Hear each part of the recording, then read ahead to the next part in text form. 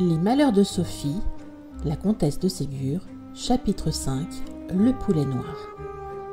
Sophie allait tous les matins avec sa maman dans la basse-cour où il y avait des poules de différentes espèces et très belles. Madame de Réan avait fait couver des œufs dès qu'elle devait sortir des poules huppées superbes. Tous les jours, elle allait voir avec Sophie si les poulets étaient sortis de leur œuf. Sophie emportait dans un petit panier du pain qu'elle émiettait aux poules. Aussitôt qu'elle arrivait, toutes les poules, tous les coqs accouraient, sautaient autour d'elle, becquetaient le pain presque dans ses mains et dans son panier. Sophie riait, courait, les poules la suivaient, ce qui l'amusait beaucoup. Pendant ce temps, sa maman entrait dans une grande et belle galerie où demeuraient les poules. Elles étaient logées comme des princesses et soignées mieux que beaucoup de princesses. Sophie venait la rejoindre quand tout son pain était émietté. Elle regardait les petits poulets sortir de leurs coquilles et qui étaient trop jeunes encore pour courir dans les champs.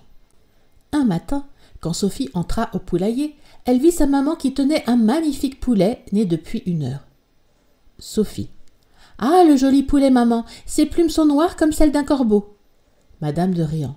« Regarde aussi quelle jolie huppe il a sur la tête. Ce sera un magnifique poulet. » Madame de Réan le replaça près de la poule couveuse.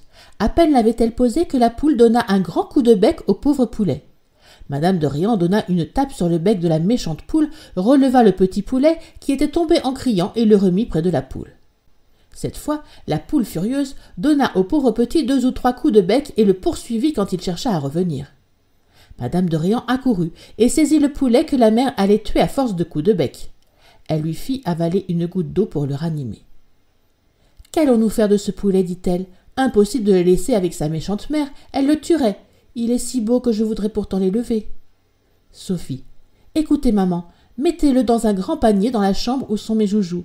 Nous lui donnerons à manger et quand il sera grand, nous le remettrons au poulailler. » Madame de Réan. « Je crois que tu as raison. Emporte-le dans ton panier à pain et arrangeons-lui un lit. » Sophie. « Oh, maman, regardez son cou. Il saigne et son dos aussi. » Madame de Réan. Ce sont les coups de bec de la poule. Quand tu l'auras rapporté à la maison, tu demanderas à ta bonne du sérat et tu lui en mettras sur ses plaies.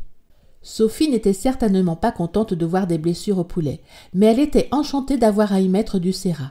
Elle courut donc en avant de sa maman, montra à sa bonne le poulet, demanda du sérat et lui en mit des paquets sur chaque place qui saignait. Ensuite, elle lui prépara une pâtée d'œufs, de pain et de lait qu'elle écrasa et mêla pendant 1 heure. Le poulet souffrait. Il était triste, il ne voulut pas manger. Il but seulement plusieurs fois de l'eau fraîche. Au bout de 3 jours, les plaies du poulet furent guéries, et il se promenait devant le perron du jardin. 1 mois après, il était devenu d'une beauté remarquable et très grand pour son âge. On lui aurait donné 3 mois pour le moins. Ses plumes étaient d'un noir bleu très rare, lisses et brillantes comme s'il sortait de l'eau. Sa tête était couverte d'une énorme huppe de plumes noires, orange, bleues, rouges et blanches. Son bec et ses pattes étaient roses. Sa démarche était fière, ses yeux étaient vifs et brillants. On n'avait jamais vu un plus beau poulet. C'était Sophie qui s'était chargée de le soigner. C'était elle qui lui apportait à manger. C'était elle qui le gardait lorsqu'il se promenait devant la maison. Dans peu de jours, on devait le remettre au poulailler parce qu'il devenait trop difficile à garder. Sophie était quelquefois obligée de courir après lui pendant 1 demi-heure sans pouvoir le rattraper. Une fois même, il avait manqué se noyer en se jetant dans un bassin plein d'eau qu'il n'avait pas vu, tant il courait vite pour se sauver de Sophie. Elle avait essayé de lui attacher un ruban à la patte, mais il s'était tant débattu qu'il avait fallu le détacher, de peur qu'il ne se cassât la jambe. La maman lui défendit alors de le laisser sortir du poulailler. « Il y a ici beaucoup de vautours qui pourraient l'enlever. Il faut donc attendre qu'il soit grand pour le laisser en liberté, » dit Madame de Réan. Mais Sophie, qui n'était pas obéissante, continuait de le faire sortir en cachette de sa maman, et un jour, sachant sa maman occupée à écrire, elle apporta le poulet devant la maison. Il s'amusait à chercher des moucherons et des vers dans le sable et dans l'herbe. Sophie peignait sa poupée à quelques pas du poulet, qu'elle regardait souvent pour l'empêcher de s'éloigner.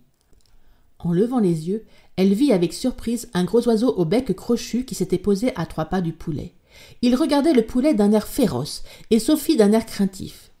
Le poulet ne bougeait pas. Il s'était accroupi et il tremblait. « Quel drôle d'oiseau » dit Sophie. « Il est beau, mais quel air singulier il a. Quand il me regarde, il a l'air d'avoir peur. Et quand il regarde le poulet, il lui fait des yeux furieux. Ah ah ah, qu'il est drôle !» Au même instant, l'oiseau pousse un cri perçant et sauvage, s'élance sur le poulet qui répond par un cri plaintif, le saisit dans ses griffes et l'emporte en s'envolant à tire-d'aile. Sophie resta stupéfaite. La maman, qui était accourue au cri de l'oiseau, demande à Sophie ce qui était arrivé. Sophie raconte qu'un oiseau a emporté le poulet et ne comprend pas ce que cela veut dire. « Cela veut dire que vous êtes une petite désobéissante, que l'oiseau est un vautour, que vous lui avez laissé emporter mon beau poulet qui est tué, dévoré par ce méchant oiseau, et que vous allez rentrer dans votre chambre, où vous dînerez et où vous resterez jusqu'à ce soir pour vous apprendre à être plus obéissante une autre fois. » Sophie baissa la tête et s'en alla tristement dans sa chambre. Elle dîna avec la soupe et le plat de viande que lui apporta sa bonne, qu'il aimait et qui pleurait de l'avoir pleuré. Sophie pleurait son pauvre poulet, qu'elle regretta bien longtemps.